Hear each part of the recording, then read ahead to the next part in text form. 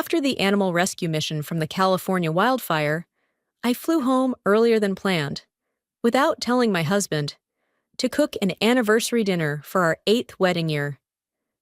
I tiptoed step by step toward the living room window, only to suddenly hear my husband's best friend's young child call him Daddy, while the child's mother kissed my husband and said, "Michael, you really are a wonderful father." That scene left me frozen in place. They were celebrating the birthday of a child unrelated to me, in the very house I paid for. I quietly recorded a video and left. The next morning, my husband came to my workplace and yelled, "What horrible things you did last night." My name is Michelle, 35 years old, a veterinarian and owner of Harbor Light Animal Clinic in Cambridge, Boston. After nearly 3 consecutive weeks in California, helping rescue animals injured in the wildfires, the mission ended 3 days earlier than expected, and I decided to fly home that very afternoon. I booked a noon flight from San Francisco to Boston, set to arrive early in the evening. I wanted to be home before Michael could find out, to prepare dinner for our 8th wedding anniversary. I paid extra to upgrade to business class, just to come home a bit sooner, just to see his smile when I stepped through the door with a small gift in hand. Throughout the flight, I thought of him, of his favorite dinner, the red stew I learned to cook just for him, of the burgundy bottle we'd been saving for a special occasion. I pictured him opening the door, surprised, then smiling. In my suitcase was a special gift, a silver necklace engraved with a wolf's paw, symbolizing loyalty, which I picked out after a successful surgery on an injured old dog in California. I believed it would be the perfect gift for a perfect anniversary.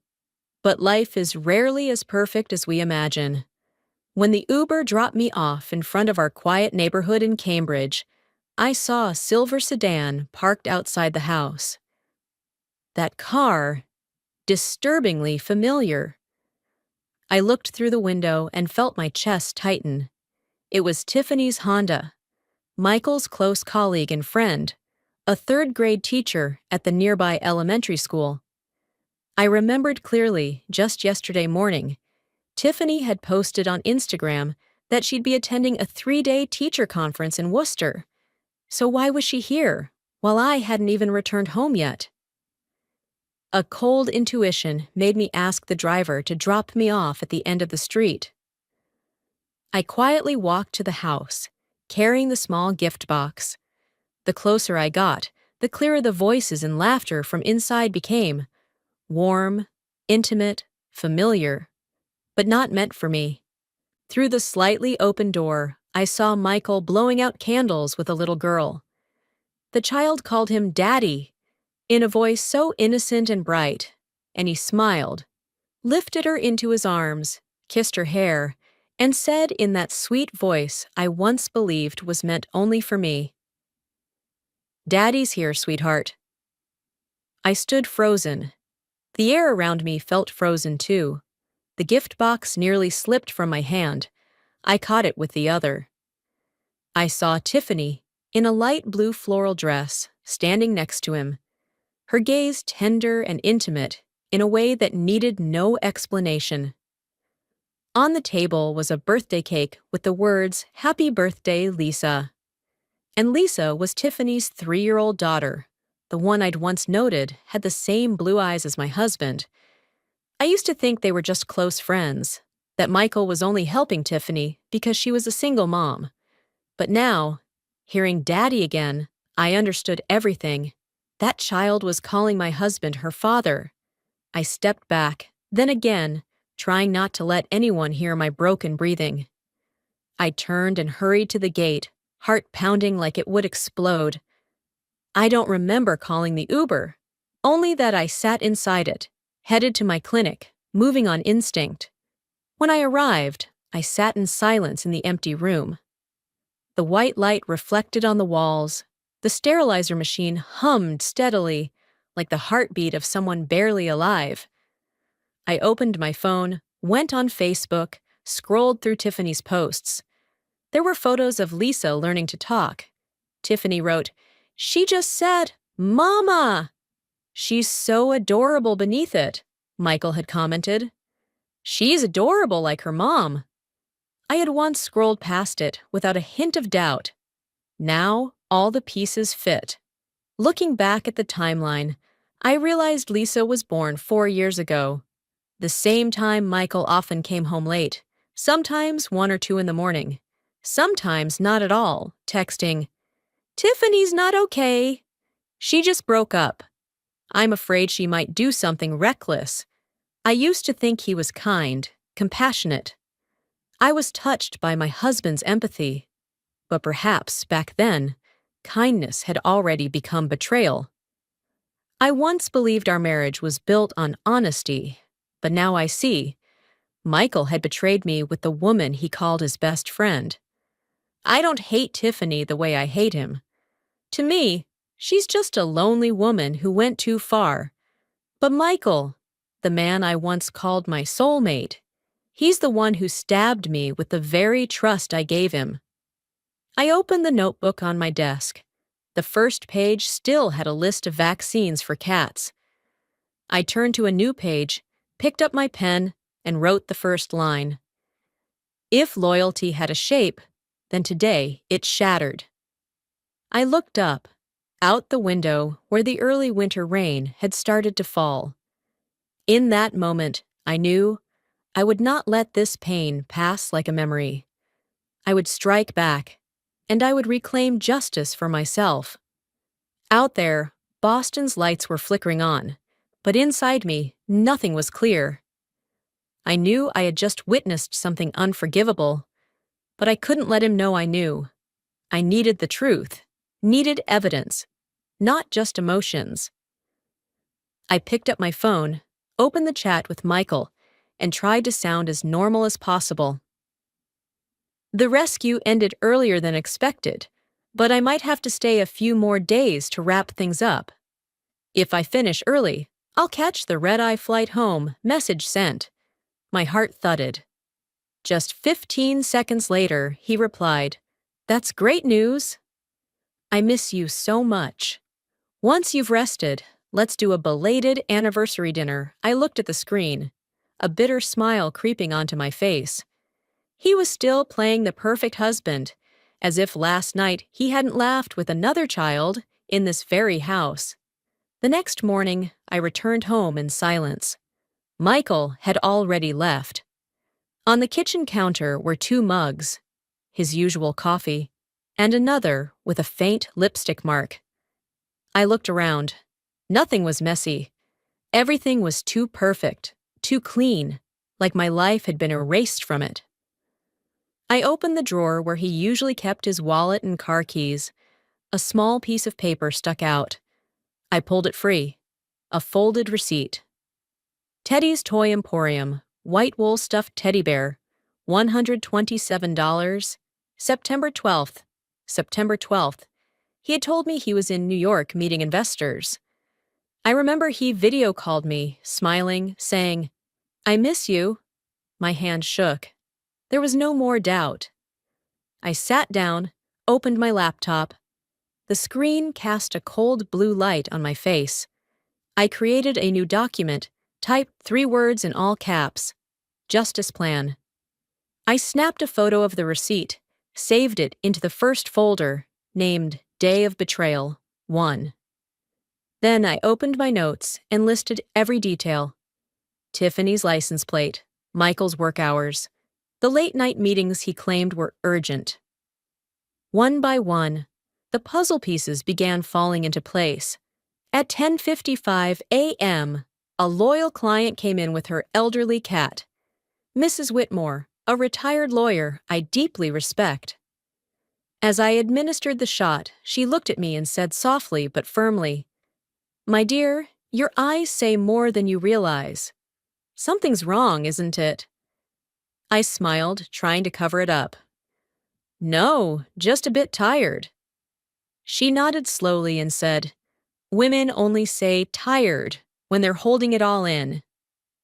If you suspect someone, don't confront them without proof. Justice always sides with the patient." I stuck to the plan, not letting him know I was in Boston. At 3 p.m., just after finishing a minor surgery at the clinic, I texted Michael, keeping the tone of a wife still far away. "I'm wrapping up paperwork here in California. Might be a late one. How have things been at home?" He called back immediately. His voice was warm and familiar, so much so that if I hadn't known better, I might have believed him again. "Everything's fine. Don't worry about a thing. I've just been busy with work stuff. Oh, and I stopped by Tiffany's last night. She's not doing great again." I gripped the phone tightly. Last night was the night I stood outside the door, hearing a child call him Daddy. 1,000 questions burned in my throat, but I swallowed them down, letting out only a measured touch. "You and Tiffany. Is there something going on that makes you go over there so often?" He paused for a beat, then let out a perfectly crafted sigh, laced with wounded sincerity. "Are you doubting me, Michelle? You know Tiffany once had suicidal thoughts after her breakup. I just don't want her doing anything drastic. I thought you understood my heart." I let the silence linger, listening to the low hum of the air conditioner through the line like it was reminding me to stay calm. Then I spoke, slow and dry. "I'm not doubting. I'm just asking. If you're truly just helping, then that's good." "Thank you for trusting me," he said softly. "Come home. We'll talk things through. I love you." The call ended. I stared at the dark screen, my chest tight and hollow. Was I angry? Yes. But more terrifying was that I no longer wanted to argue. Not yet. Not without proof. That night, alone in the clinic office, I opened our joint bank app and reviewed recent transactions. The words appeared like a black ink stain. Transfer, $2,000. Recipient, Tiffany M. Note: Take care, birthday. 2041. I leaned back in my chair, hearing my heartbeat in every harsh thud. 8:41 p.m. Right after that call with me, he sent her money, with a note that read, "Take care." I screenshot the transfer and saved it to the Justice Plan folder. Transfer 2000 Tiffany 2041 PNG. I reopened the photo of Tiffany's silver car outside the house and added it to the evidence log. The pieces were falling into place. I searched my contacts for Mildred Harper, divorce attorney, a former client who once brought in her beagle for vaccines. I typed a quick email, attaching the teddy bear receipt and the screenshot.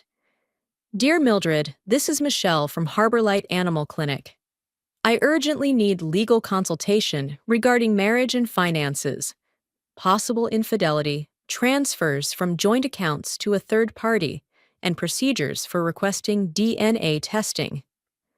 Attached are 2 initial pieces of evidence. I want to proceed lawfully and quietly until I have a complete file. Thank you." The send button turned gray.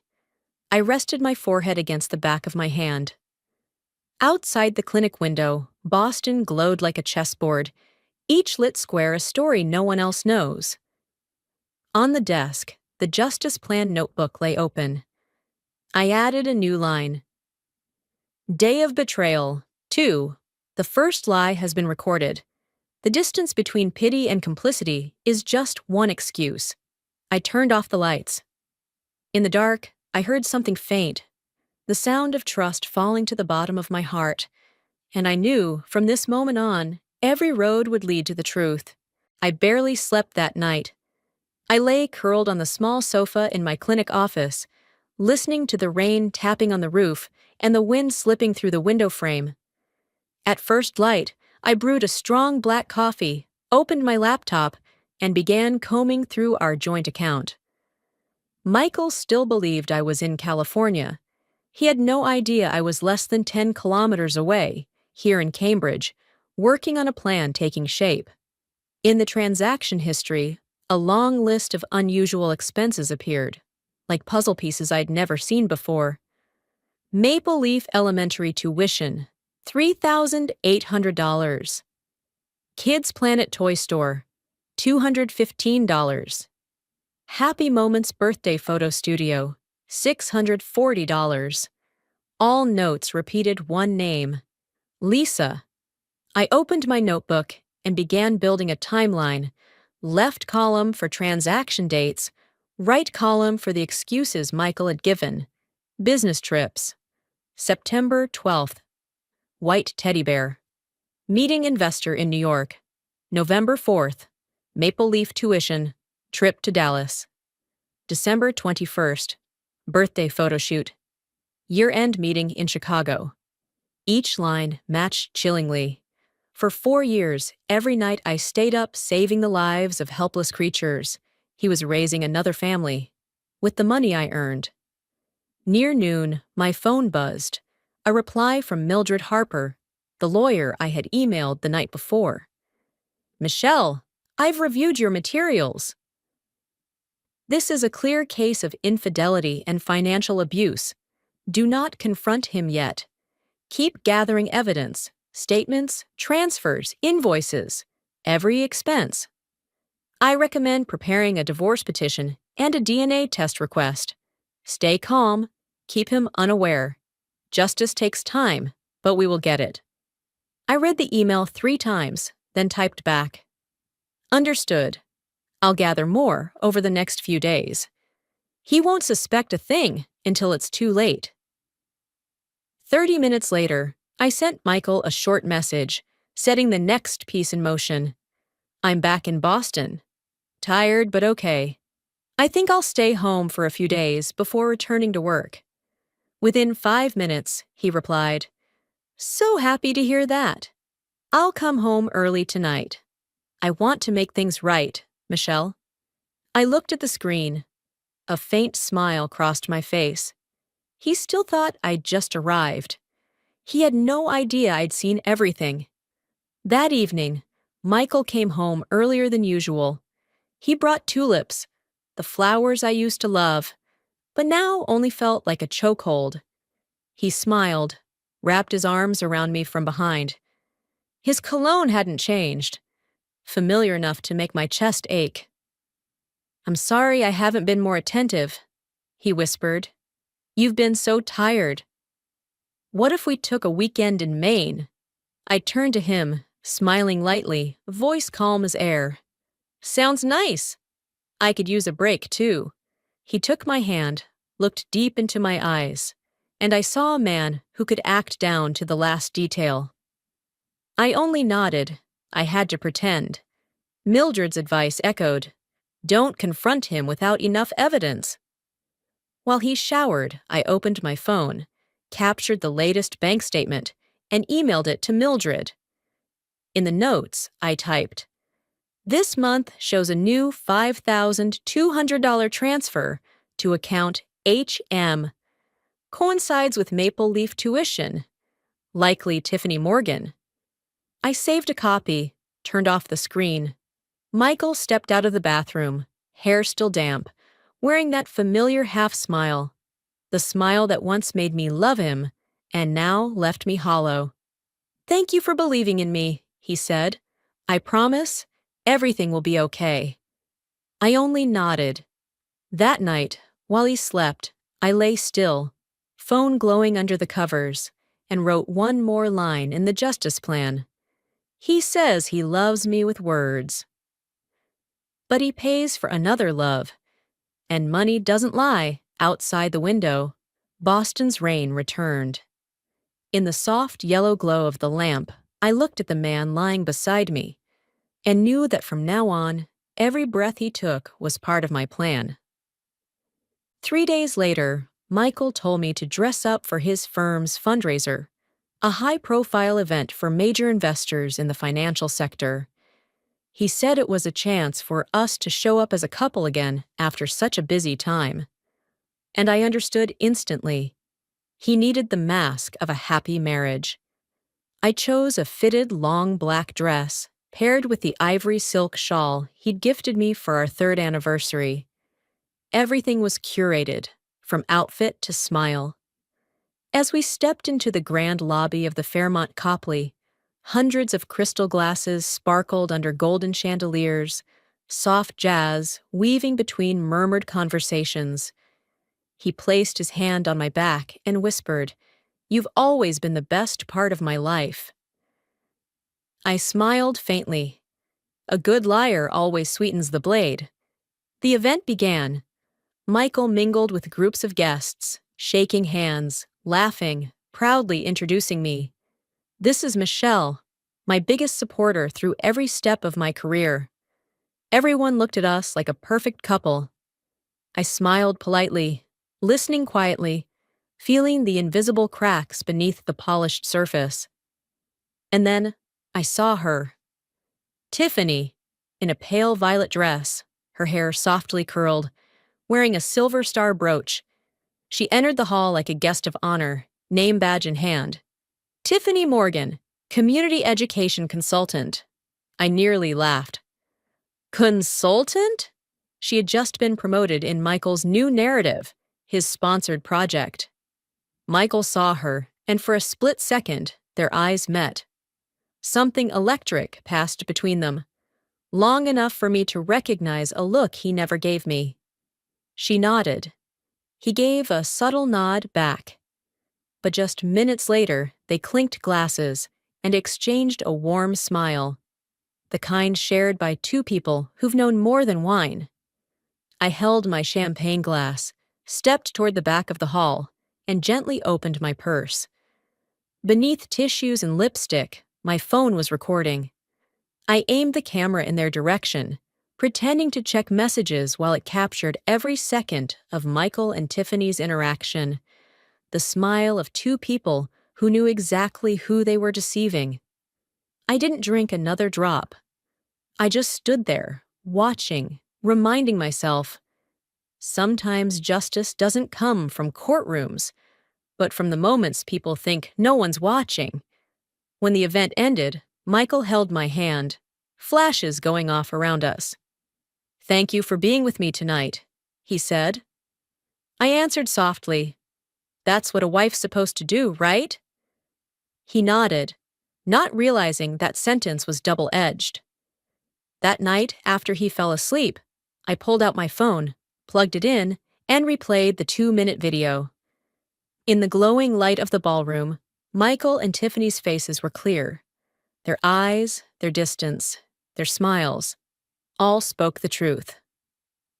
I clipped a short segment, emailed it to Mildred with a brief note. First piece of evidence. The screen blinked.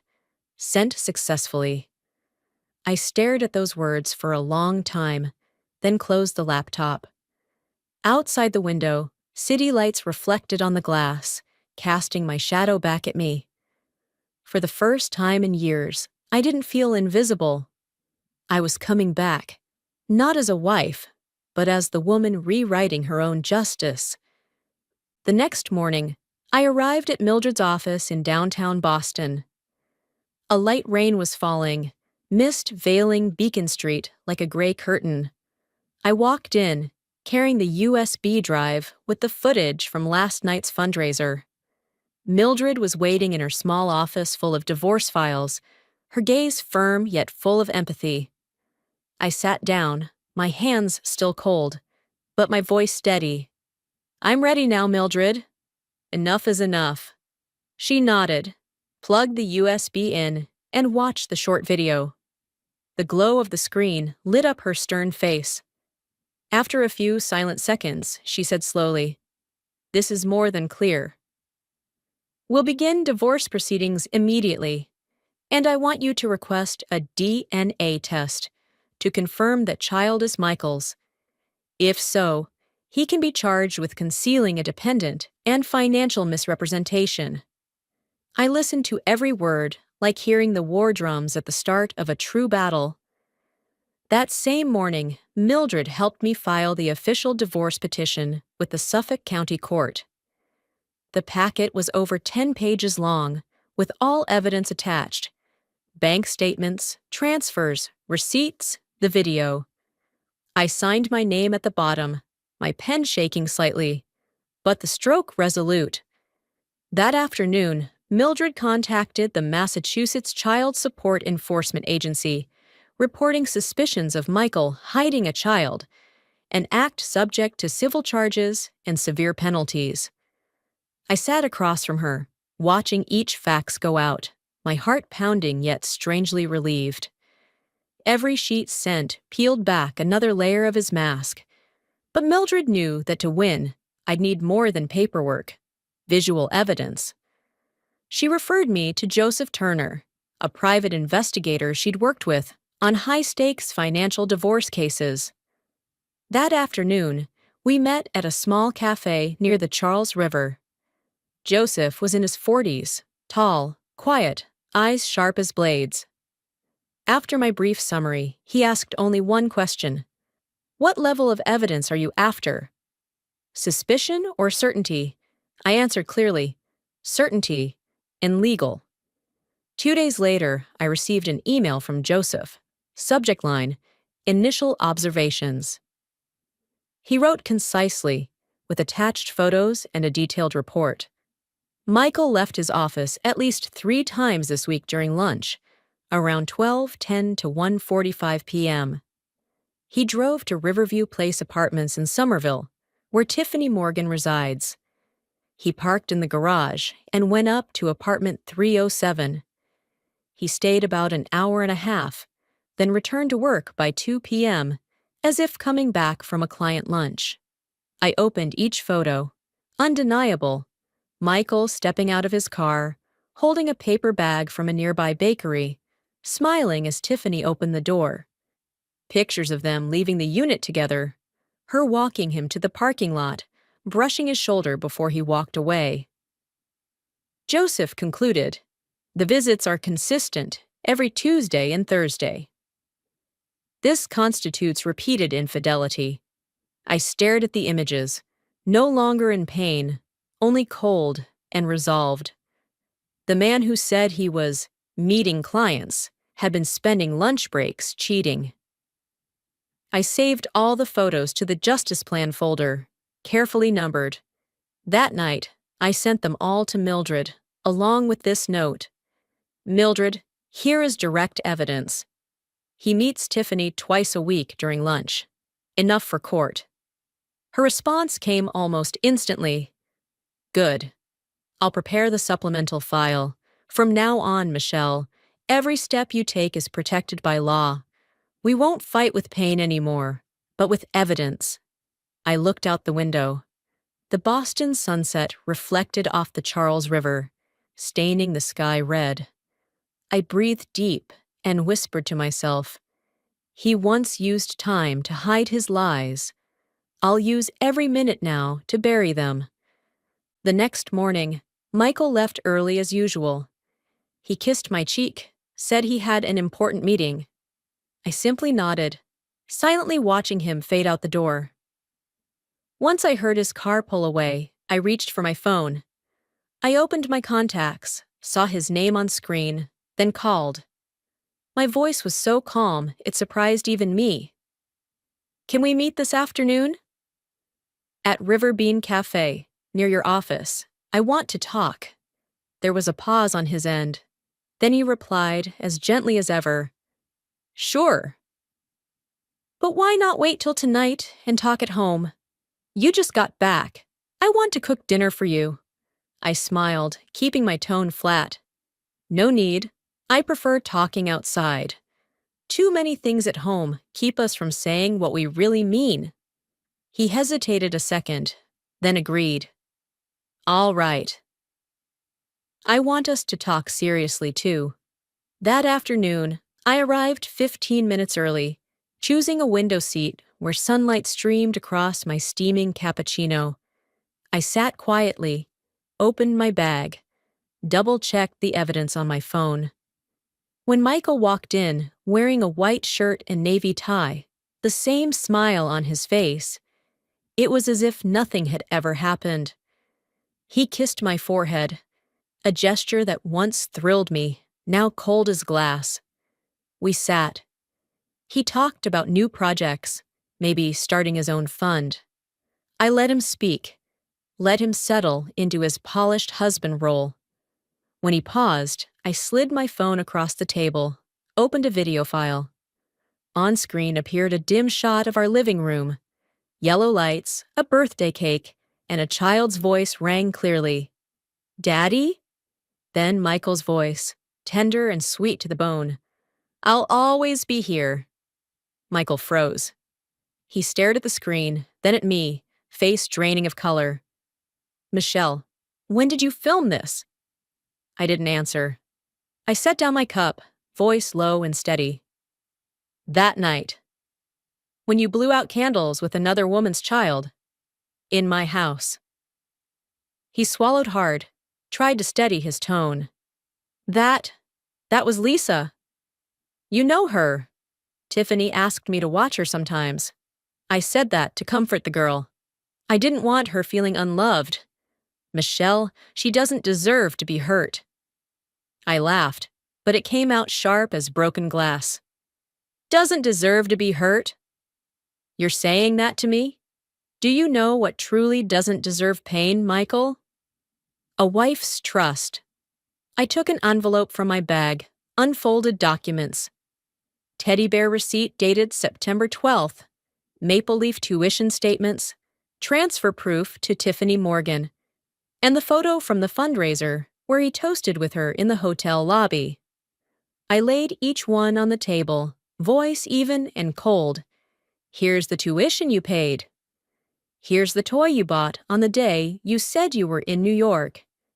And here, the moral man, toasting with his mistress at a company event. He couldn't speak. I saw his throat twitch, hands shaking as he stared at the evidence. Finally, he lowered his head, voice rough. "I'm sorry. Michelle, I messed up. I was stupid, cowardly. I didn't know it would go this far. It's all my fault, mine alone." I looked at him, no longer the man who was once my whole world, but just someone who had lost the game he rigged. I said softly, eyes fixed on my cooling coffee, "You have 24 hours to leave the house. After that, my attorney will contact you. Don't try to appeal to emotion anymore, Michael. I have proof, and I have the law." He looked up, eyes drained, not angry, just a man who'd lost everything. I stood, placed cash on the table, and said quietly, without looking back, "Thank you. Because of you, I learned how to trust myself." I walked out, leaving behind a man bowed in silence. Outside, the wind stirred, coffee scent mingling with autumn leaves. I opened my phone and texted Mildred. "It's done." He confessed, ready for the next step. I turned off the screen, stood to leave, but just as my hand touched the door, Michael's voice called from behind, no longer trembling or regretful, but cold and bitter. "If you think you can take me down that easily, you're wrong. I'll hire the best attorney in Boston. That house, your clinic, they're marital assets. You won't keep anything." I paused a second, turned to face him. His eyes no longer held guilt, but fear of losing control. I replied softly, but loud enough, "Then try me, Michael. This time, the law is on my side." I turned, pushed open the door, and stepped out. Behind me, his heavy breathing dissolved into the cold wind. Outside, Boston was foggy, the streetlights reflecting off the Charles like 1,000 mirrors, revealing a woman who had just stopped being afraid. That evening, the house was eerily quiet. After the confrontation at the cafe, Michael hadn't dared return. I sat in front of my computer with only the ticking wall clock and the soft rain brushing against the window as company. I opened the browser, the cursor blinking in the search box. Boston Women's Forum, Marriage and Family section. I logged in with an anonymous account named The Vet's Wife. With trembling fingers, I typed, not with rage, but with the stillness of someone who had seen everything. "My husband is a successful man in finance. He speaks of ethics, trust, and family. all while secretly betraying me for 4 years with the woman he called his best friend. They have a child together, while I was still clinging to the belief that our marriage could be saved. I'm not looking for pity. I just want other women to know, when a man says he's meeting a client, sometimes he's just with someone else. I reread the post, then hit submit. Within minutes, hundreds of views. An hour later, over 5,000. Comments poured in. Women sharing similar stories, words of support, others outraged on my behalf. One wrote, "Is he with Brightfield Capital? I heard of a CEO who preaches ethics but lives a lie." Another chimed in, "Sounds like Michael R., always speaking at those investment seminars." If it's him, what a fraud. I didn't reply. I just watched the comments scroll by, feeling both chilled and liberated. I didn't need to name him. The truth was speaking for itself. By morning, the post had spread to Twitter and Reddit. From an anonymous story, it had become a hot topic in Boston's finance circles. Memes mocking the hashtag #ThePerfectCEO flooded timelines. Quotes from Michael's talks on professional integrity were turned into jokes. By noon, I got a message from Tiffany. "Michelle, please. Stop. I'm about to be suspended. The school is investigating. Lisa is still a child. She'll be hurt. Please think of her." I read it, then locked my phone. I didn't hate Tiffany, but I owed her nothing. They chose this path. I was just shining a light where they tried to keep it dark. That same afternoon, Mildred called. Her voice was calm but pleased. "Michelle, the news is spreading faster than I thought. Brightfield's investors are demanding an internal audit. They want to know how much Michael spent on undocumented expenses. Shall I submit the bank statements?" I replied quietly, "Do it. I want it all out in the open." That night, Michael came home. His shirt wrinkled, tie loose. He threw his keys on the table, eyes frantic. "What did you do, Michelle?" "The office is a mess. Investors are threatening to pull out. Do you want me to lose everything?" I looked at him, expression steady, unshaken. "No, Michael. I didn't do anything. You did." 4 years ago, he fell silent, bit his lip, and walked out. The door clicked shut, leaving only his fading cologne in the air. I sat down, opened my anonymous post. Over 12,000 shares. No names needed. All of Boston knew. I opened the Justice Plan notebook and wrote one more line. Sometimes, to expose darkness, you just have to turn on a small light. The glow of the screen lit my face, no longer that of a betrayed wife, but of a woman who had made the liar tremble before the truth. 2 days after the post, I did nothing more. I didn't need to. Once the truth had been revealed, it found its own way forward. I only took calls from Mildred and waited to see how justice would unfold. That morning, Mildred called me from her office. Her voice was firm, tinged with quiet satisfaction. "The court has granted the DNA testing request, Michelle. Preliminary results will be in within 2 weeks. Also, the Child Support Services Agency has issued a temporary freeze on Michael's personal accounts for financial obligation verification. I've also submitted the statements you gave me. The transfers to Tiffany will definitely be investigated." I listened, filled with a strange calm. "Thank you, Mildred." At last, the law is beginning to speak. That afternoon, I stopped by Maple Leaf Elementary, where Tiffany teaches. I wasn't there to confront her, only to leave an anonymous envelope in the principal's mailbox. Inside was a printed copy of the now viral article, along with a handwritten note. "A teacher at this school may be involved in an ethical scandal that could affect the institution's reputation. No signature was needed." I just walked away, quietly, as if I had never been there. That evening, the first message arrived. An acquaintance from the parent group wrote to me, "Tiffany got called in by the principal."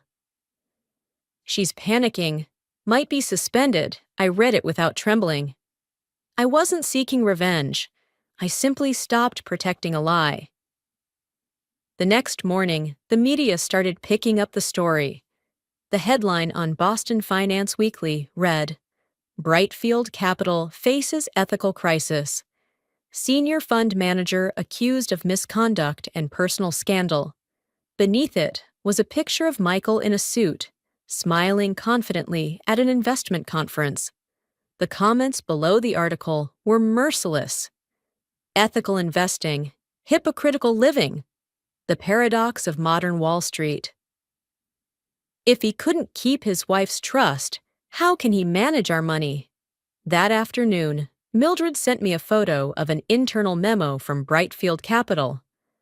"The board has decided to suspend Mr. Michael R., senior portfolio manager, pending audit and internal investigation." I read the words "suspend from duty" twice, then smiled. "Finally, someone is holding him accountable," I whispered. That night, Tiffany sent me another message, longer than any before. "Michelle, you've won. I've lost everything. Please, I'm begging you, stop. Lisa's not at fault. I just want to raise my child in peace."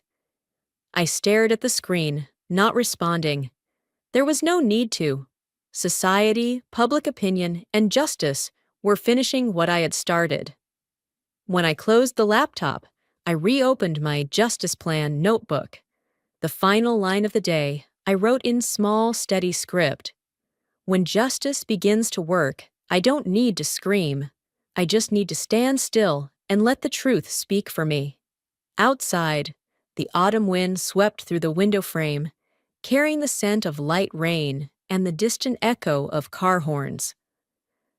Boston had never felt so peaceful, at least not to me. 3 weeks later, with the scandal still making headlines, I decided it was time to close the chapter. Not with silence, but with truth made public. I booked a table at the Grand Ivy, a restaurant by the Charles River, where we once celebrated our 3rd wedding anniversary.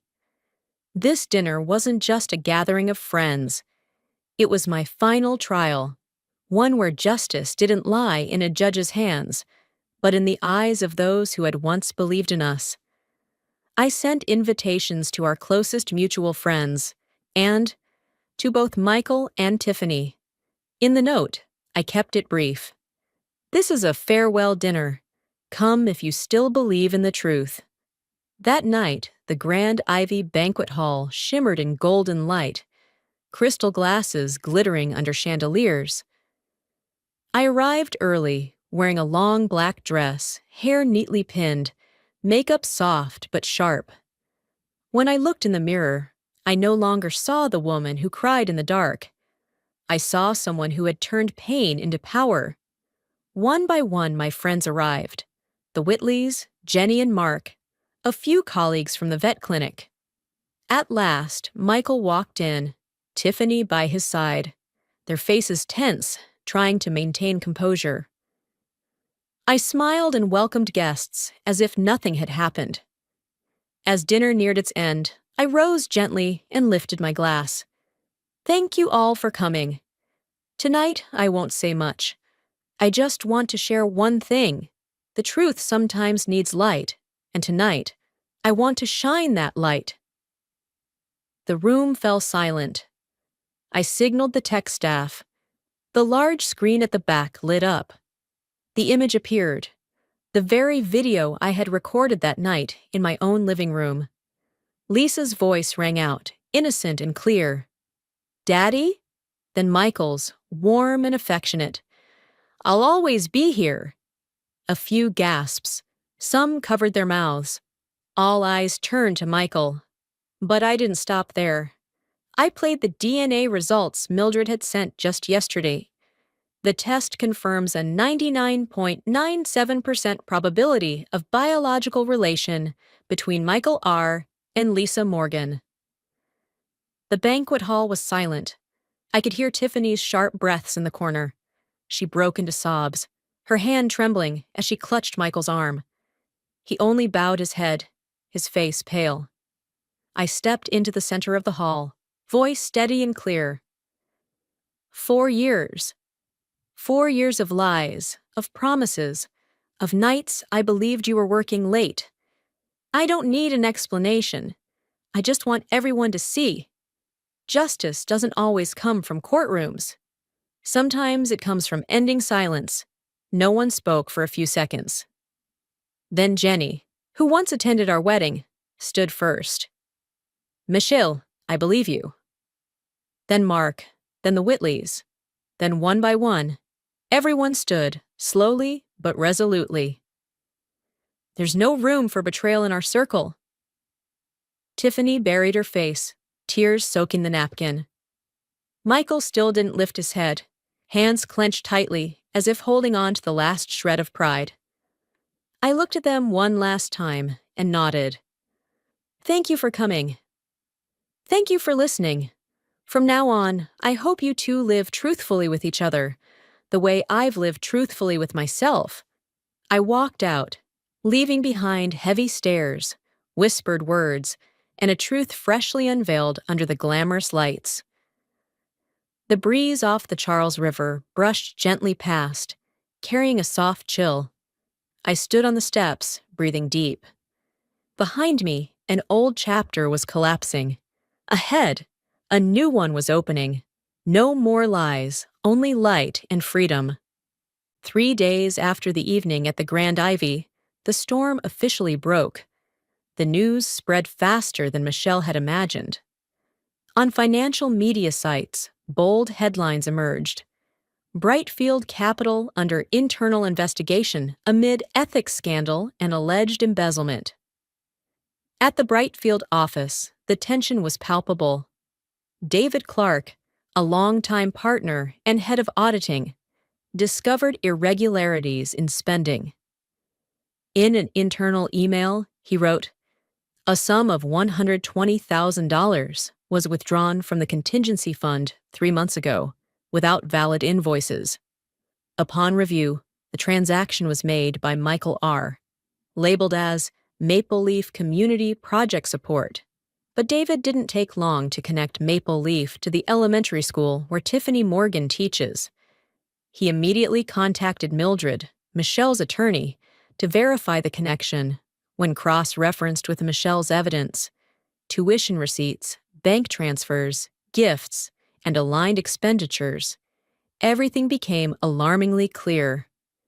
Michael had embezzled company funds to support his mistress and their child.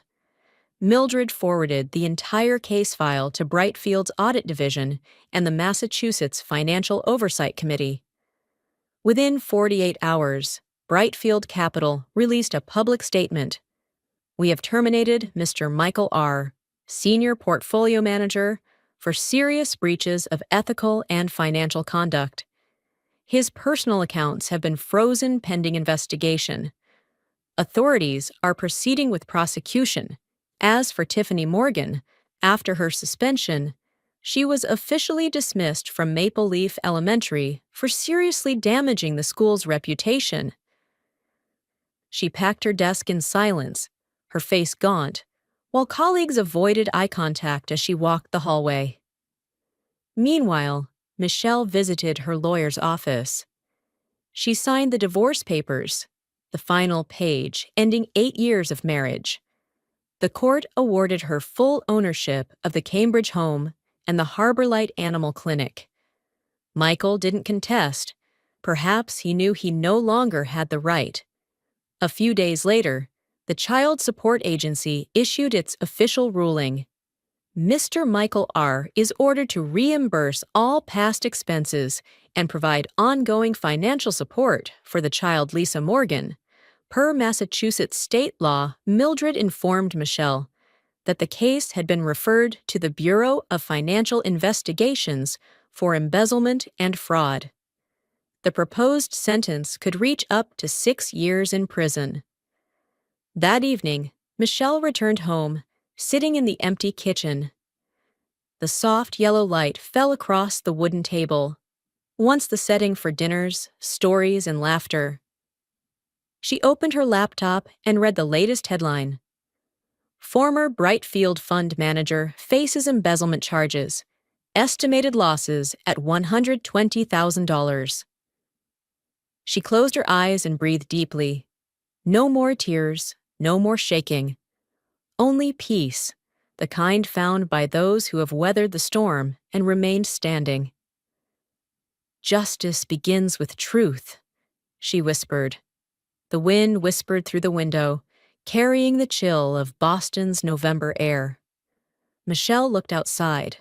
The sky still dark, but in the distance, streetlights shimmered on the surface of the Charles River, sparkling like a quiet promise that even the deepest darkness must one day give way to light.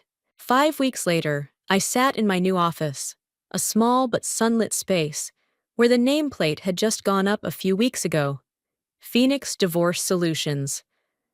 The name Phoenix was not just a symbol of rebirth. It was my story. Someone once burned by betrayal, who had learned to rise from her own ashes. Mildred, the woman who had stood by me when everything collapsed, was now my official partner. We started this firm to help women reclaim their financial rights and dignity through legal counsel, asset management, and psychological therapy. Every day, I met new faces. A middle-aged woman clutching bank statements her husband had controlled. A young mother holding her child, her eyes lost but resilient. I saw myself in them. Women who once thought justice was a luxury until they learned how to claim it. One afternoon, I was invited to speak at the Women's Financial Freedom Conference, an event bringing together hundreds of women, lawyers, entrepreneurs, and social activists. As I stood on stage, the spotlight on me, I saw eyes looking up, expectant, empathetic, trusting. I began. There was a time I believed justice meant making others pay. But then I realized true justice is when you get yourself back, when pain no longer controls you, but becomes the strength to lift others. The applause was long and warm. Mildred smiled from the front row, nodding gently, a silent blessing. 2 months later, I heard Michael had been sentenced to 6 years in prison for embezzlement and financial fraud. He was stripped of all authority in the investment world, lost his reputation, lost everything he once took pride in. As for Tiffany, after being fired from the school, she moved back in with her parents in suburban Worcester, unable to find new work. I didn't feel joy, nor sadness. It was simply a natural consequence, the result of choices they had made. As for me, I returned to the simple life I had once forgotten. On weekends, I visited the Animal Rescue Center in Cambridge, where it all began. I adopted 3 abandoned animals, an old Labrador, a limping corgi, and a black cat named Midnight. I cared for them, played with them, and sometimes smiled at the thought that by saving these small lives, I was saving myself. In the late afternoon, as the sun dipped behind flaming red trees, I sat by the window, watching people pass by. A hot cup of tea on the table, 3 animals curled up beneath my feet. I thought to myself, justice doesn't end with punishment. It ends with peace. And for me, peace had begun. On an early winter morning, the season's first snow fell gently on the glass roof of the Cambridge Rescue Center. I stopped by as usual, but today a special soul caught my attention. A small golden-haired dog, blind, yet still lifting its head at every sound. They said it had been rescued from the wildfires in California the year before, during the same time I was there on a work trip. They hadn't named it yet, but I simply smiled and said, "Her name is Hope." As I held Hope in my arms, I felt my heart beat with a new rhythm, no longer heavy, but light as breath. She trembled in my hands, seeking warmth, And I realize I had once been just like her, lost in darkness, guided only by the feeling in my chest. I brought Hope home, settling her beside the three other little creatures. They curled around her, as if they understood that here, no one had anything left to fear. That afternoon, while reorganizing my office, I found a small box high on the shelf. Inside was the silver necklace I had once planned to give Michael for our 8th anniversary. I held it for a long moment, then hung it on the wall beside my desk. In the dim light, the silver glinted like a quiet reminder. Beneath it, I carved into a wooden plaque. Loyalty belongs only to honesty. That night, I opened my justice plan notebook again. The pages were filled with handwritten notes, evidence, statements, old tears, all now lying silent before me. I turned to the last page and wrote a single line, short but enough to close the journey. I didn't lose everything. I only lost an illusion. I closed the notebook and placed it on the shelf. Outside, the wind brushed past the window, carrying the sounds of ordinary life, traffic, laughter, Hope softly barking in her sleep. And I knew my life had truly begun again. 3 months later, on a Sunday morning, I took Hope for a walk in the public garden. The sky was clear, the sunlight dancing on the lake. As I fastened Hope's leash near a bench, a voice softly called from behind. "Michelle?" I turned. Tiffany stood there, gaunt, her face thinner, her eyes both shy and uncertain. Beside her was Lisa, now 5, her blonde hair in loose curls. The child smiled at me, innocent, untouched by the mistakes of adults. Lisa ran forward and pointed at Hope. "You know my daddy?" I knelt down, gently smiled, and brushed her hair. "I used to know someone, but now I know peace." Tiffany stood still, tears running silently down her cheeks. Her voice cracked. I'm sorry. I lost everything, and I know you never wanted that. I just wanted to say thank you for not destroying me the way I did to you." I looked at her for a long moment, my voice soft as the breeze. "I never wanted anyone to suffer, Tiffany. I just needed peace. The rest, each of us has to face what we've sown." Tiffany nodded, took Lisa's hand, and walked away. I watched them go. No hatred, no pity, only a sadness light as dust in the sun. That afternoon, my sister Rebecca called. "You know Michael's working as a waiter now, downtown. Tiffany's tutoring privately." "Life has its ways of teaching people," I answered softly, a faint smile on my lips. "No one needs to suffer, Rebecca. I just needed peace. That's enough." I looked at Hope, curled up by my feet, and thought, maybe forgiveness isn't forgetting. Maybe it's finally laying down what's become too heavy to carry. A few months later, I was invited to speak on the popular podcast, Women Who Rise. That day's topic, Women and Rebirth After Betrayal. I sat before the microphone, warm yellow lights shining down, the host's voice calm and kind. "Michelle, if you could say just one thing to the women listening right now, what would it be?" I smiled, looking straight into the recorder. Betrayal doesn't end you. It only ends the illusion of who you trusted. The only thing that truly ends a woman is when she stops believing in herself. The room was silent for a few seconds. Then the host gently placed a hand on my shoulder and nodded. Final scene. That evening, I walked Hope along the banks of the Charles River. The sunset glowed warm orange, mirrored on the water. Hope walked slowly beside me, ears low, cautious but steady. Like me, step by step, finding direction in a new world. The breeze passed by, carrying the scent of autumn leaves and the distant chime of church bells. I looked up and smiled, not because the past was gone, but because it no longer defined me. Justice begins with truth. Peace begins when you forgive yourself. The screen faded to black, leaving only the reflection of sunset on water and the image of Michelle and Hope continuing their walk toward the light. If this story touched you, please click like so more women can find it.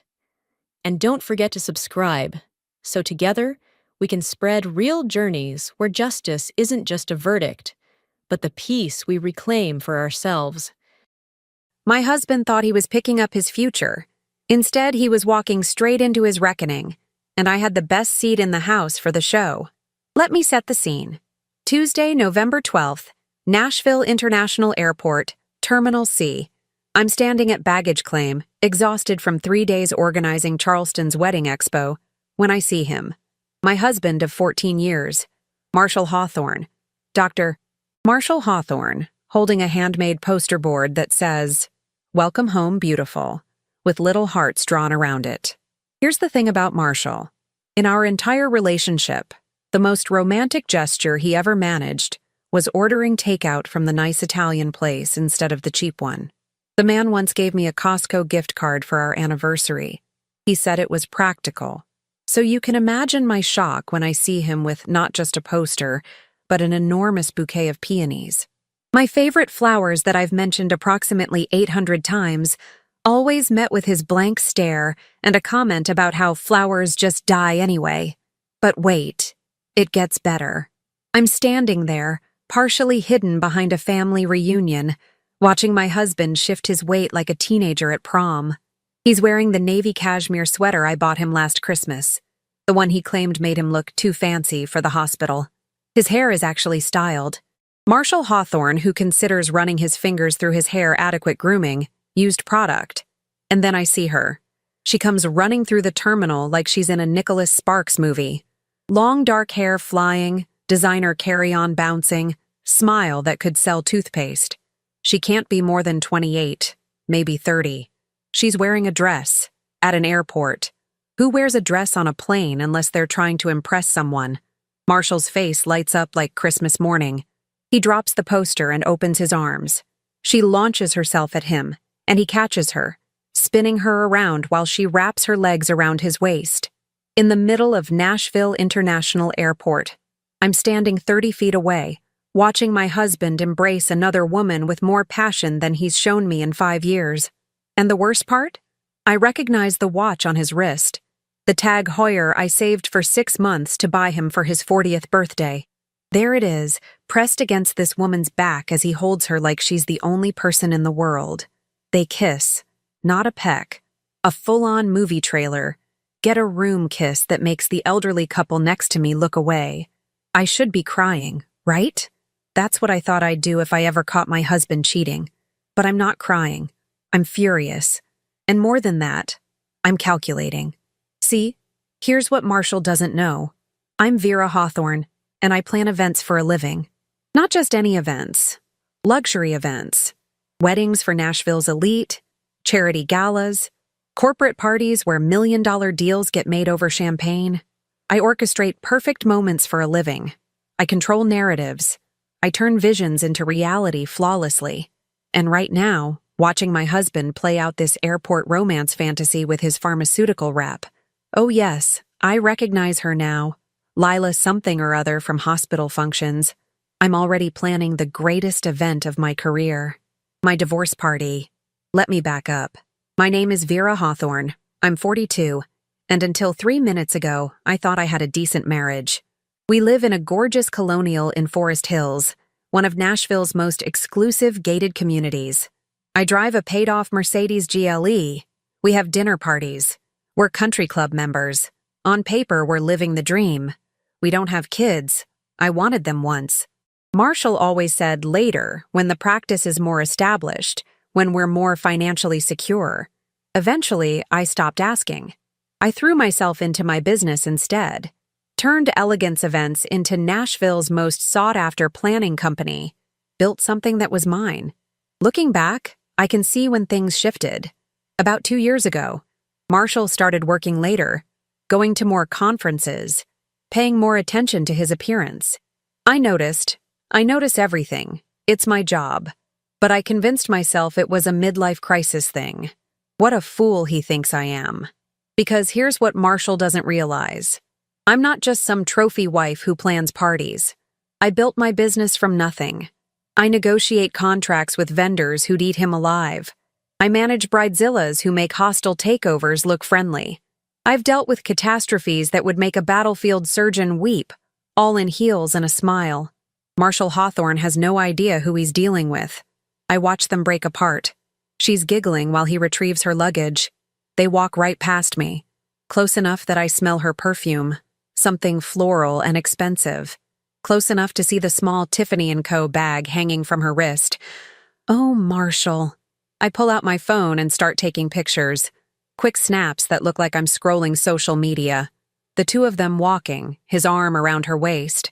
Marshall loading her bags into his car, the Audi Q7 we bought together, that I make half the payments on. A clear shot of them kissing against the driver's side door. I take video too. Nothing suspicious, just a woman on her phone like everyone else. They drive away. Marshall doesn't glance toward my parking spot 3 rows over. Why would he? He thinks I'm landing tomorrow afternoon. He thinks he has another 24 hours to play house before his boring wife comes home. I stand in that parking garage for 5 minutes after they leave, and I start to laugh. Not sad, hysterical laughter. Genuine, this is actually hilarious laughter. Because Marshall has made the classic mistake every cheater makes. He underestimated me. He sees the woman who plans parties, who makes sure his dry cleaning is picked up and his bourbon is stocked, who smiles at his colleagues' boring stories and doesn't complain when he cancels date night. He doesn't see the woman who negotiated a 6-figure contract with Vanderbilt last month, who has personal cell numbers of half the judges in Davidson County, who knows exactly how much we have in every account because I've been managing our finances for 14 years while he played doctor. I get in my car, but I don't drive home. I point toward downtown, toward my office on Broadway, where I keep files on everything, every receipt, bank statement, credit card charge from the last 5 years, because documentation is everything, and I'm about to document the hell out of Marshall Hawthorne's biggest mistake. I'm not some passive victim waiting to be discarded. I'm Vera Hawthorne. I've planned events for governors, senators, country music stars, and Nashville's wealthiest families. I've coordinated weddings with 500 guests and million-dollar budgets. If Marshall wants to play games, I'm about to teach him he's been playing checkers while I've been playing chess. This is going to be the event of a lifetime. My magnum opus. The party to end all parties. And Marshall Hawthorne is going to be the guest of honor at his own destruction. I park behind the office building and take the elevator to the 3rd floor. It's after 7 on a Tuesday, so the building is empty except for cleaning crew. I unlock my office and flip on the lights. This office has been my sanctuary for 8 years. The place where I built something real. While Marshall was building his orthopedic practice and apparently his secret relationship, I was building an empire. I sit down and open my laptop. I pull up our joint bank accounts first. And there it is. A paper trail lit up with neon signs. Regular transfers to a Venmo account. Small enough not to raise red flags. 200 here, 150 there. But when I scroll back 18 months, we're talking over $15,000. Charges at restaurants I've never been to. Fleming's Steakhouse on a Tuesday when Marshall said he was working late. Distillery on a Friday when he had a consultation. Adele's on Valentine's Day when he claimed the hospital board meeting ran long. I actually felt guilty that night. Guilty for being upset he missed our dinner reservation. He told me the board ordered fancy catering, discussed budget allocations for hours. I believed him. Hotel charges. Not many. Apparently Marshall isn't even good at cheating. But there are a few. The Hutton Hotel last March. Thompson, Nashville in July. 506 lofts in September. Then the real kicker, Tiffany & Co. for $2,847.82, dated October 28th, 2 weeks ago, on our joint credit card. You know what Marshall got me for our 13th anniversary? A spa gift certificate. To a strip mall day spa next to a Panera Bread. Because you work so hard, he said. I was grateful. I posted about it on Facebook with a heart emoji. Best husband ever. Meanwhile, he's dropping almost $3,000 at Tiffany for his girlfriend. I screenshot everything, every transaction, every charge, every suspicious date. I email them to myself at a private Gmail account Marshall doesn't know about. Then I dig deeper. Marshall isn't tech-savvy. He uses the same password for everything, his birthday plus MD. I've known this for years, so it takes me 30 seconds to access his iCloud account. I'm in his photo stream. Hundreds of photos. Lila at restaurants, Lila at Centennial Park, Lila on a weekend trip to Gatlinburg. 3 months ago, when Marshall told me he was at a medical conference in Memphis. Selfies of them together at the Bluebird Cafe, Pinewood Social. All the trendy spots Marshall said were too loud when I suggested we go. Then I find the treasure, a text thread between Marshall and Rick. Rick Chambers, Marshall's college roommate, best man at our wedding. Marshall, taking her to the Gulch tomorrow. Finally pulling the trigger. Rick, about time, man. You've been talking about leaving Vera for 2 years. 2 years? 2 years he's been discussing leaving me. Marshall, I know. But the timing has to be right. After the holidays. Don't want to ruin Christmas, you know. How considerate. He's perfectly fine ruining our marriage, but God forbid he ruins Christmas. Rick, you're too nice, just rip the Band-Aid off. Marshall, soon. Just need everything in place. The apartment lease is signed, and Lila's excited about moving in together. Marshall has an apartment, a lease, in the Gulch, one of Nashville's most expensive neighborhoods. Rick, what about the house? Marshall, Vera can have it. I don't care. I just want out. How generous. Marshall Hawthorne, philanthropist. Marshall, met with the lawyer yesterday. He says as long as we don't have kids, it should be pretty straightforward. Rick, see? Nothing to worry about. Vera will probably be relieved anyway. You guys haven't been happy in years. Haven't been happy in years. That's what Marshall tells people. That we haven't been happy. Like this is mutual. Marshall, you're right. This is for the best. For both of us. Rick, when are you telling her? Marshall, after New Year's. I'll do the holidays. Make it nice for her one last time, then sit her down in January. Make it nice for me one last time. Like I'm a charity case. I sit back and laugh. Not a pleasant sound. Because Marshall doesn't understand. I'm not waiting to be discarded. I'm Vera Hawthorne. I've planned events for Nashville's elite. I've managed crises that would make grown men cry. If Marshall wants games, he's about to learn he's outmatched. I spend 2 hours documenting everything. Every photo, text message, bank statement, hotel receipt.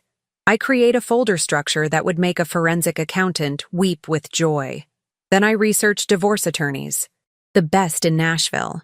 The ones who handle high-net-worth divorces. The ones who destroy cheating spouses. Victoria Blackwell is a legend. She's represented half the country music divorces in the last decade. Absolutely ruthless protecting her clients. I fill out her website contact form. Urgent matter regarding divorce, substantial assets involved. Evidence of affair and financial misconduct. Need consultation ASAP. I do the same for 3 other top-tier attorneys. Always have a backup plan. By 10 p.m., my phone has been buzzing. 5 missed calls from Marshall, 7 text messages. Marshall, hey honey, just checking you landed okay in Charleston. Call me when you can. Marshall, getting worried. You usually text when you land. Marshall, Vera, everything okay? Marshall, probably asleep by now. Have a great last day tomorrow. Miss you. Marshall, love you. Marshall, don't forget we have the hospital gala planning meeting Friday. Need you there. You're so much better at this stuff than me. Love you, miss you, need you. The audacity. The absolute breathtaking audacity of this man sending loving texts while at his secret apartment with his girlfriend. I don't respond. Let him think I'm exhausted and went to bed early. Let him think everything is fine. Because tomorrow, I'm meeting with divorce attorneys. Tomorrow, I'm putting together a plan that will make every event I've coordinated look like a child's birthday party. Tomorrow, Marshall Hawthorne's fantasy life starts crumbling. But tonight, I drive home. To our house in Forest Hills, the house Marshall so generously says I can keep. I pull into the driveway at 10:45. The house is dark. I sit in my car, looking at our home. The colonial with white columns I fell in love with 14 years ago. The azalea bushes I planted. The porch where we used to sit and drink wine before Marshall got too busy. I've built a life here. A good life. And Marshall is ready to throw it away for a 28-year-old who probably thinks Nashville is the capital of Tennessee. We'll see about that. I unlock the front door. Everything is exactly as I left it, Saturday morning. My coffee mug in the sink, the book on the coffee table, the throw blanket on the couch. Home, except it doesn't feel like home anymore. It feels like a museum exhibit. I pour wine, the expensive Pinot Noir Marshall bought for a dinner party, and sit at the kitchen table with my laptop. I have work to do, research to conduct, a strategy to develop. In 3 days, I have a consultation with Victoria Blackwell. I'm walking in with enough evidence to bury Marshall Hawthorne so deep he'll need a mining team to find his way out. The best part? He has no idea it's coming.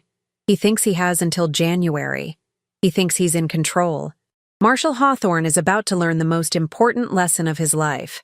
Never underestimate the woman you betrayed, especially when that woman makes her living turning dreams into reality and nightmares into unforgettable events. Wednesday morning, I wake at 6 a.m. and for 3 seconds, I forget my entire life is a lie. Then reality crashes back. Marshall thinks I'm in Charleston. Marshall is at his secret apartment with Lila. Marshall has been planning to leave me for 2 years. I should feel devastated. Instead, I feel remarkably clear-headed. I make coffee and check emails. 3 divorce attorneys already responded. All can see me this week. Victoria Blackwell's office had a cancellation for Friday afternoon at 3 p.m. Fortuitous timing. I confirm appointments. Victoria Blackwell on Friday. James Patterson at Patterson & Associates Thursday morning. Linda Walsh at Westwood Family Law Thursday afternoon. Then I text Marshall. Me. Sorry. Fell asleep so early. Long day. Conference is great. Miss you too.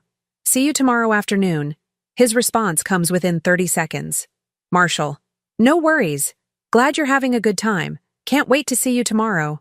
Love you. Love you. The hypocrisy is almost impressive. I spend Wednesday working. 3 client meetings. Virtual, thankfully. Between meetings, I research Tennessee divorce law, community property versus equitable distribution, how courts view dissipation of marital assets, what happens when one spouse uses joint funds to finance an affair. Turns out, judges really don't like that. Tennessee has fault-based divorce. Adultery absolutely affects how assets get divided. Marshall has made every possible mistake. Used joint funds for his affair, documented it all on shared accounts, confessed his plans in text messages, bought expensive gifts for his girlfriend on our credit card. Marshall Hawthorne, brilliant orthopedic surgeon, is an absolute moron at infidelity. By Wednesday evening, I've compiled 47 pages of evidence, meticulously organized, labeled, dated, cross-referenced, bank statements, screenshots, photos, hotel receipts, restaurant charges, the Tiffany receipt, everything. I save it to 3 cloud storage services and email copies to myself. Then I print 2 physical copies, one for my office, one for a safety deposit box Marshall doesn't know exists. Thursday morning, I'm up at 5 a.m. First attorney consultation at 9. I dress carefully. Navy Brooks Brothers pantsuit, cream silk blouse, pearls. Professional. Put together. The look says, successful businesswoman who deserves respect, not falling apart and desperate. James Patterson's office is in the Gulch. Ironically, probably near Marshall's love nest. All glass and chrome. Very expensive looking. James Patterson is mid-50s, expensive suit, firm handshake.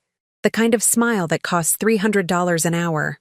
Mrs. Hawthorne, he says, I understand you're dealing with an urgent situation. That's putting it mildly. I slide my 47-page document across his desk.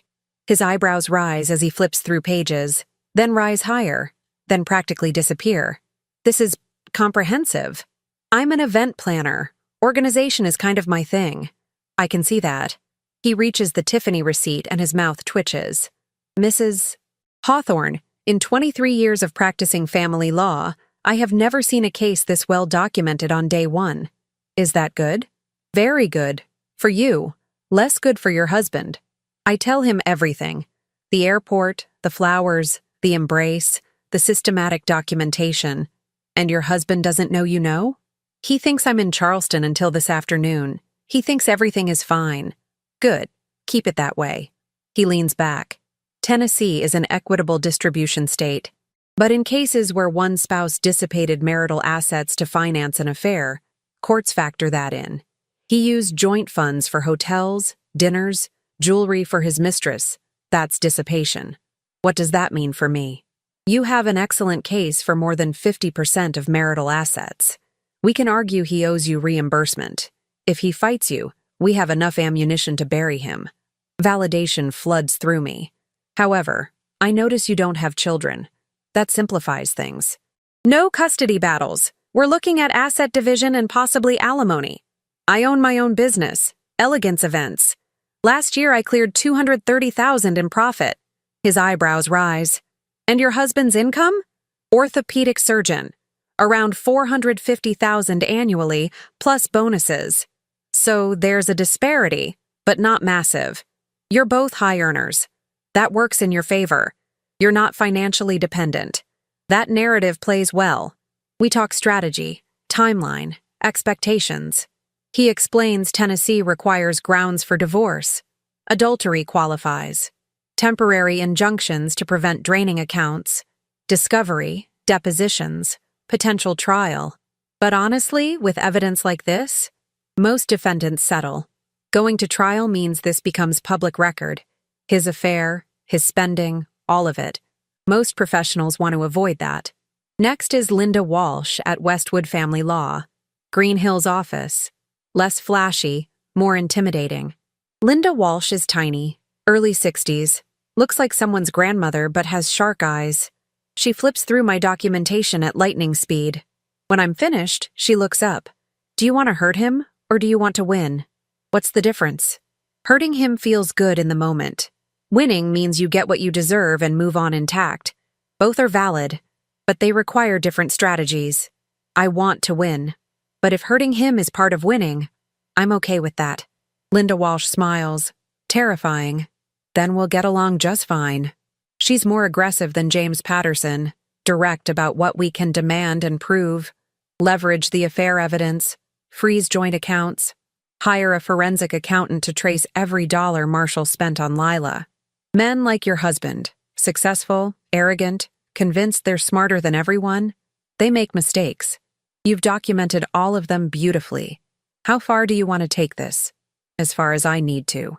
Good answer. By 2 p.m., I have one more stop. The bank. I walk into First Tennessee Bank on West End and ask about our accounts. Sandra, the banker who's helped us for years, greets me warmly. Mrs. Hawthorne, what can I do for you? I need to understand our accounts. I'm concerned about security.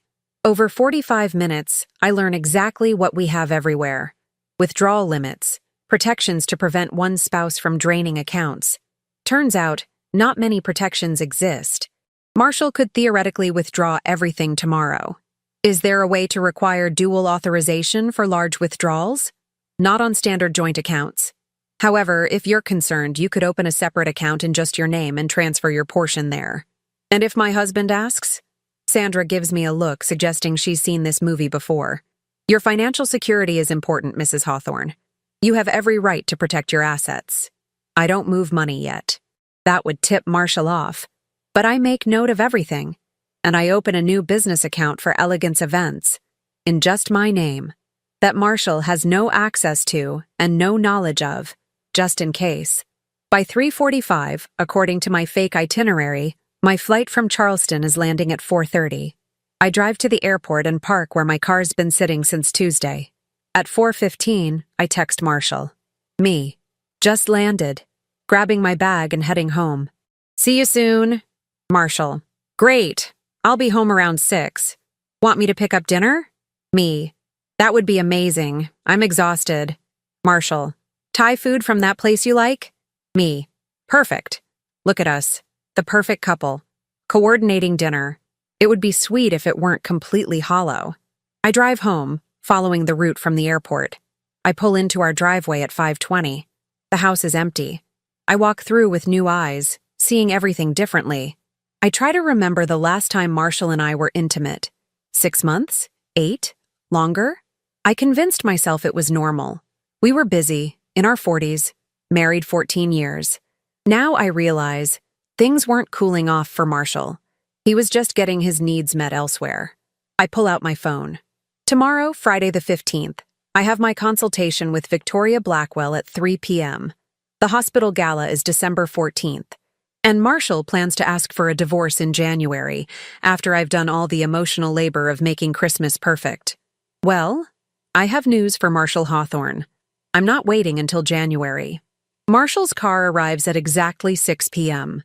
I force myself to breathe normally, relax my shoulders, plaster on my smile. He walks in carrying Thai kitchen bags. Same Marshall, same rumpled work clothes, same tired smile. It was great, I tell him, accepting his cheek kiss, which is all we do now. Exhausting but great. We eat Thai food and talk like everything is normal. Marshall tells me about a complicated surgery.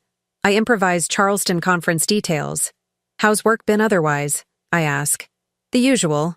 Lots of follow-ups. Couple of emergency consults. He drinks water. Oh, I need your help with that hospital gala planning. The committee meeting is Friday afternoon. You can make it, right? Friday afternoon. When I'll actually be in Victoria Blackwell's office, planning his destruction. Absolutely, I say with a smile. Wouldn't miss it. Friday afternoon, 3 p.m. sharp, I walk into Victoria Blackwell's office in the Pinnacle building downtown. The woman is a force of nature. Mid-50s, impeccably tailored gray suit, silver hair in a sharp bob, eyes that could cut glass. She's already reading my 47-page document. Mrs. Hawthorne, she says without looking up. Sit down. This is fascinating. I sit. Wait. Watch her flip through pages with lightning speed and laser focus. Finally, she looks up. Your husband is an idiot. I'm starting to realize that. No, I mean clinically stupid when it comes to covering his tracks. I've seen seasoned criminals with better operational security. She taps the document. This is gift-wrapped evidence. Did he take a class in how to spectacularly fail at having an affair? Despite everything, I laugh. He's very smart about bones, less smart about everything else. Clearly. Victoria leans back. Let me be direct. You have 3 options. 1. We file immediately. Use this evidence to push for a favorable settlement. You walk away with more than your fair share plus reimbursement. Clean option. Fast, efficient, relatively painless. What's option 2? Long game. We monitor activities, gather more evidence, wait for the most strategically advantageous timing, right before a major professional milestone. Then strike. Revenge option. Slower, more satisfying, potentially more lucrative. And option 3? Victoria's smile is predatory. The public education option. We file, refuse to settle quietly, go to trial, make every detail public record, every hotel receipt, every text message, every dollar spent on his mistress. It all comes out in open court where reporters can access it, colleagues can read it. Professional reputation takes a permanent hit. That sounds expensive. It is. Also extremely effective if your goal is making sure he never forgets what he did. She pauses. But what I need to know? What do you actually want? Revenge is fun, but not always strategic. What's your end game? I think about this. Really think. I want Marshall to hurt, to lose something valuable, to understand consequences. But more, I want to win. Walk away with dignity intact, finances secure, life ready for whatever's next. I want Marshall to know he made the biggest mistake of his life underestimating me. I want option 1, but I want him to know it's happening at the worst possible moment. I want the element of surprise. And I want him to understand I knew everything, was 3 steps ahead, and he never had a chance. Victoria's grin could light up a stadium. Now that is something I can work with. Tell me, does your husband have any major professional events coming up? I think through Marshall's schedule, which I've been managing for years. The hospital is hosting a donor gala December 14th. Marshall is receiving an award for excellence in orthopedic surgery. Black tie, all major donors, hospital board, local media coverage. Perfect. And you're involved in planning this event? I'm the lead planner. Elegance Events is handling the entire gala. Victoria actually laughs. Oh, this is too good. So you'll be there, professionally, watching your husband receive an excellence award while knowing his life is about to implode. Mrs. Hawthorne, I think you and I are going to get along beautifully. We spend 90 minutes on strategy. Victoria explains we'll file divorce papers the week after the gala. Close enough that Marshall won't have time to hide assets, but far enough from the event that I maintain my professional reputation. With evidence this strong, most attorneys would advise immediate settlement, Victoria says. The alternative is trial and having this become public. Marshall's attorney will explain this. He'll understand fighting you is professional suicide. What if he fights anyway? Then we go to trial and destroy him. But honestly, men like your husband are cowards. They'll do anything to avoid public humiliation. He'll settle. How much can I expect? Victoria pulls out a calculator. I give her all the numbers. House equity, retirement accounts, savings, investments. She runs numbers. Conservatively, total marital assets of approximately $1.6 million. In a straight 50-50 split, you'd get $800,000. But given dissipation of assets and fault-based divorce grounds, I'd argue 60-40 in your favor. That puts you at $960,000. And the money he spent on Lila? That $15,000 plus? We demand full reimbursement. He pays you back every penny out of his share. $1 million. My share of a marriage that turned out to be elaborate fiction. When do we start? Today. I'll have my paralegal draw up initial paperwork. You sign documents, provide additional financial information, then we wait. You go back to normal life. Plan that gala. Smile at your husband. Play perfect wife for exactly 4 more weeks. Then, the week after he accepts his Excellence Award, we serve him with divorce papers. I leave Victoria's office at 4:45, feeling lighter than I have in days. I have a plan, an advocate, a strategy. Now I just have to survive 4 weeks. Marshall is home when I arrive, which is unusual for Friday evening. He's in the kitchen. Delicious smell from the oven. You're cooking? I ask, genuinely surprised. Thought I'd make your favorite. Chicken piccata. He's wearing an apron. When did we get an apron? You've been working so hard. Figured you could use a nice dinner. Suspicious. Marshall hasn't cooked in 3 years. That's so sweet. What's the occasion? No occasion. Just wanted to do something nice for my wife. We eat dinner, and it's actually good. We talk about the gala, the guest list, the award he's receiving. He's excited. I couldn't have gotten this far without you, he says, squeezing my hand. You've always supported me, Vera. Always been there. I don't say it enough, but I appreciate you. I want to throw wine in his face. I want to tell him I know everything. But I don't. I squeeze his hand back and smile. That's what partners do. We support each other. The next 3 weeks are a masterclass in compartmentalization. Days, I'm Vera Hawthorne, successful event planner, coordinating every detail of the hospital gala. Nights, I'm Vera Hawthorne, future divorcee, meeting with Victoria's paralegal, signing documents, planning Marshall's destruction. Marshall continues his double life with confidence. He's being suspiciously attentive. More dinners, more conversations. He even suggests a movie one weekend. I agree. We share popcorn. I laugh at appropriate moments. The whole time I'm thinking about how he's probably texting Lila. Thanksgiving comes. I host, as always. Marshall's parents from Kentucky. His sister Diane and husband from Memphis. I cook turkey, make homemade stuffing, bake 3 pies, play gracious hostess while Marshall's mother tells me I really should think about having children. We're happy as we are, Marshall says, arm around me. Besides, Vera's career is really taking off. Right, honey? Right, I agree, smiling while internally screaming. By December 14th, I'm running on pure adrenaline and spite. The gala is tonight. Marshall will receive his award. I will smile and clap and pretend to be proud. And then, in exactly 5 days, December 19th at 6 p.m., a process server will knock on our door. The gala is perfect. Of course it is, because I planned it. Schermerhorn Symphony Center looks spectacular. Lighting exactly right. Flower arrangements stunning. Catering impeccable.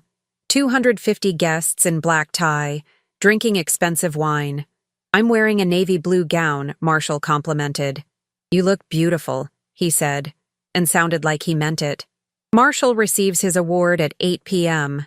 The hospital CEO gives a speech about excellence and dedication. Marshall walks up, accepts his crystal trophy, gives a humble speech about how he couldn't have achieved any of this without his incredible wife. Everyone applauds. Several people smile at me. One colleague mouths, "Lucky guy." I smile back. I clap. I play my role perfectly. And I think about December 19th. After the ceremony, there's dancing. Marshall asks me to dance. We sway to generic jazz while he tells me how grateful he is. "This night wouldn't have been possible without you," he says. "You made it perfect." "That's my job," I tell him. "Not just the event planning. Everything. Our life together. You make it all work." I want to laugh. Our life together. The life where he has a secret apartment and a girlfriend. "We make it work together," I say instead. The evening ends around 11 p.m. Marshall is in such a good mood he's practically glowing. His award sits in the back seat. His career is thriving. His wife planned a perfect event. His girlfriend is waiting for him to pull the trigger on the divorce he's been planning. Everything is going according to Marshall's plan. Except it's not. December 19th arrives with cold, gray weather that feels appropriate for ending a marriage. I've spent 5 days in surreal calm. The process server is scheduled at 6 p.m. sharp. Marshall will be home. I made sure by telling him I wanted a nice dinner to celebrate the gala's success. He seemed touched. "That's so thoughtful, honey. I'd love that." At 5:45 p.m., I'm in our living room wearing jeans and a sweater. Comfortable clothes for comfortable lies. When I hear Marshall's car. My heart pounds, but my hands are steady. Marshall walks in with wine and a smile. "Got your favorite Pinot Noir. Should I open it now or let it breathe?" "Let it breathe," I say. "We have time." At exactly 6 p.m., there's a knock. Marshall looks confused. "Are you expecting someone?" "Actually, yes." "Could you get that?" He walks to the door. I watch from the living room as he opens it to find a man in a suit holding a manila envelope. "Dr. Marshall Hawthorne?" "Yes." "You've been served." The man hands him the envelope and walks back to his car. Marshall stands in the doorway, staring at the envelope like it might explode. Then he slowly closes the door and turns to me. "Vera, what is this?" "Open it and find out," I say calmly. His hands shake as he opens it. I watch his face as he reads. Confusion, shock, fear. Petition for divorce? His voice cracks. "Vera, what? I don't understand." "Really?" I stand, crossing my arms. "Let me help you understand, Marshall. Tuesday, November 12th. Nashville International Airport. You, with flowers and a poster board, picking up your girlfriend Lila." The color drains from his face. "I can explain." "Oh, I'm sure you can. Just like you can explain the secret apartment in the Gulch, the $15,000 on hotels and dinners, the Tiffany jewelry on our credit card. Should I keep going?" "How did you—" He stops. "You saw us. At the airport. I saw you. I photographed you. I documented everything. Every text message where you told Rick you were planning to leave me. Every hotel receipt. Every romantic dinner. I have it all, Marshall. Every single piece of evidence." He sinks onto the couch, still holding the papers. "Vera, please, let me explain. It's exactly what I think. 2-year affair. Secret apartment. You were going to wait until after holidays to ask for divorce because you didn't want to ruin Christmas. Did I miss anything?" His silence is answer enough. "Here's what's going to happen," I continue. "You're going to read those papers with your attorney. You're going to see the evidence, and trust me, it's comprehensive. You're going to realize fighting me means all this becomes public record. Your affair, your spending, all of it. Then you're going to agree to my terms." What terms?" 60-40 split in my favor. Full reimbursement for every penny you spent on Lila. You don't contest anything. Don't drag this out. Don't try to paint yourself as victim. You sign, we divide assets, we move on. 60-40? Vera? That's not fair. Fair? I actually laugh. Was it fair when you spent our money on hotel rooms? Used our credit card to buy her jewelry? Lied to me for 2 years? He has no answer. Tennessee is a fault-based divorce state. I continue. Adultery is grounds. Dissipation of marital assets affects property division. Judges don't like when spouses use joint funds to finance affairs. So yes, Marshall, 60-40 is generous. If we go to trial, I'll ask for 70-30, and I'll probably get it. His hands still shake as he flips through pages. I never meant to hurt you. But you did. And the worst part? You were planning to keep hurting me. Let me plan Thanksgiving, host your family, coordinate Christmas, smile through it all while knowing you were leaving. Use me for one more holiday season, then discard me in January. It wasn't like that. It was exactly like that. I read your texts with Rick. After the holidays. Make it nice for her one last time. Like I'm some charity case you need to humor. He looks up, tears in his eyes. I do love you, Vera. I'm not in love with you anymore. Then you should have divorced me 2 years ago, like an adult. Instead, you lied and cheated and spent our money while I kept our life running, while I planned your events and managed your calendar and made sure you looked good. I made you look successful, Marshall, and you thanked me by betraying me. I'm sorry, he whispers. I don't care, and I mean it. I don't care if you're sorry. I care that you face consequences, and you will. He sits there crying. Actual tears while holding papers that will end our 14-year marriage. I feel nothing. No satisfaction, no sympathy. Just cold, clear certainty that I'm doing the right thing. You need to leave, I tell him. Tonight. Pack a bag and go to your apartment. I'm sure Lila will be happy to console you. Vera, please. No, you don't get to please me. You had 2 years, to be honest. You chose to lie. So now you leave. Let your attorney handle everything. And pray I don't change my mind about keeping this quiet. Marshall stands slowly, like he's aged 10 years. What about Christmas? My family. Your family can celebrate with you and Lila. Or you can tell them the truth about why your marriage ended. That's up to you. He walks toward the stairs, then stops. For what it's worth, I really am sorry. You deserved better. You're right. I did. Now go pack. 30 minutes later, Marshall comes downstairs with a suitcase. He pauses at the door, like he wants to say something else. Don't, I tell him. Just go. He goes. The door closes, and I sit in the silence of my house. My house now, really. I wait for emotions to hit. The sadness, the grief, but they don't come. Instead, I feel lighter. My phone buzzes. Victoria Blackwell. Victoria. Process server confirmed delivery. How are you holding up? Me. Better than expected.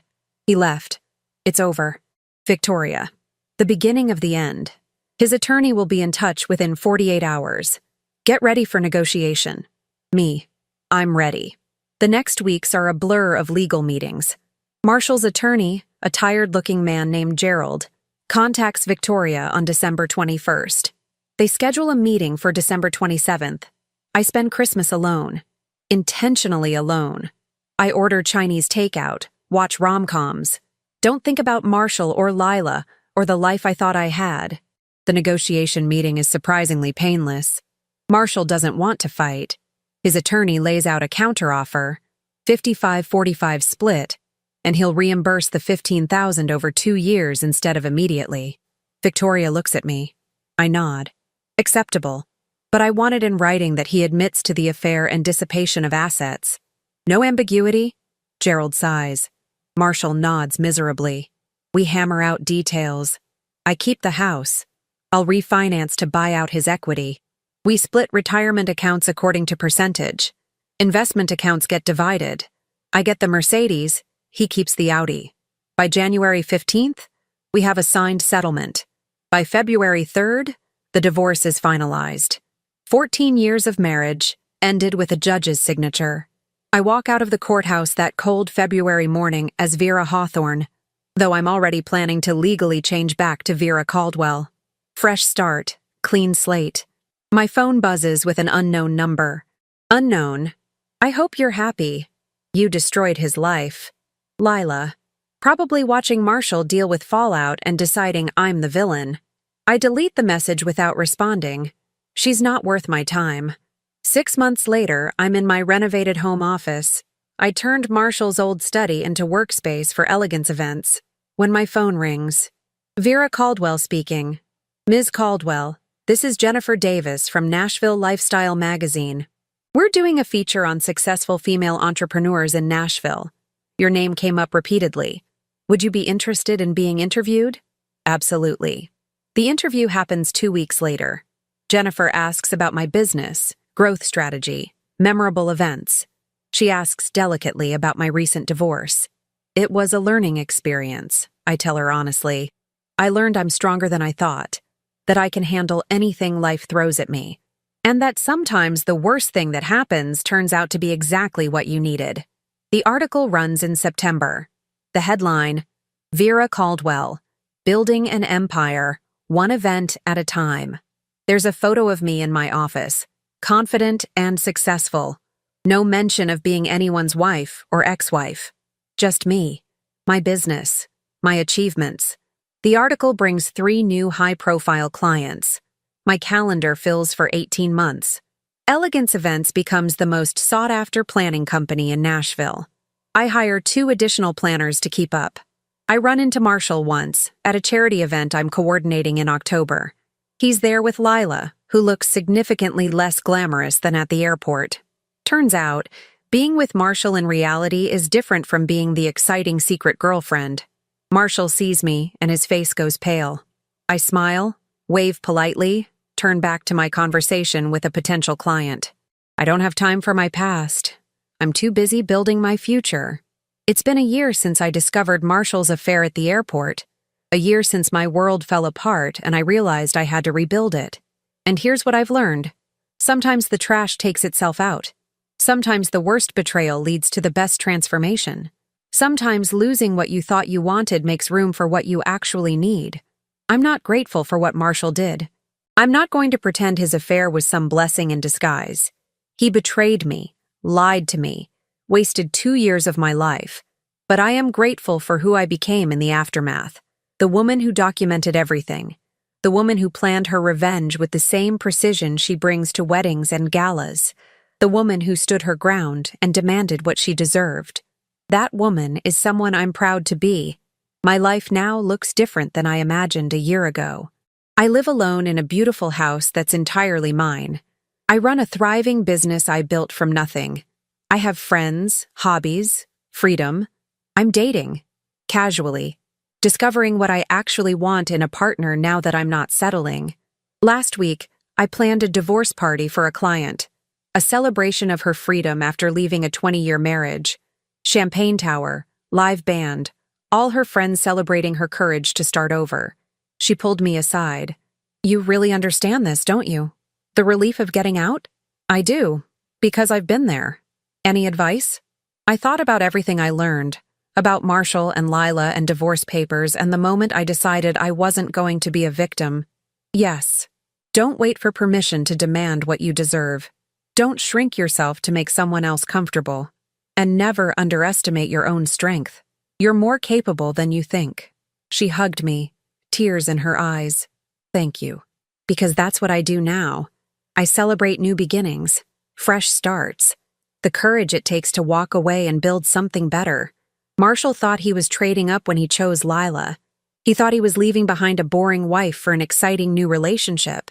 What he actually did was lose the woman who made his life work, who managed his career, planned his events, handled his family, and asked for almost nothing in return. And he'll figure that out eventually. Maybe he already has. But that's not my problem anymore. I have galas to plan, businesses to run, and a life to live. A life that's entirely mine, built exactly how I want it. That airport moment, the moment I saw my husband embrace another woman and my world shattered, turned out to be the moment everything actually began. Not the end of my story, just the end of the chapter where I let someone else write my narrative. Now I'm the author. And this story, it has a very happy ending.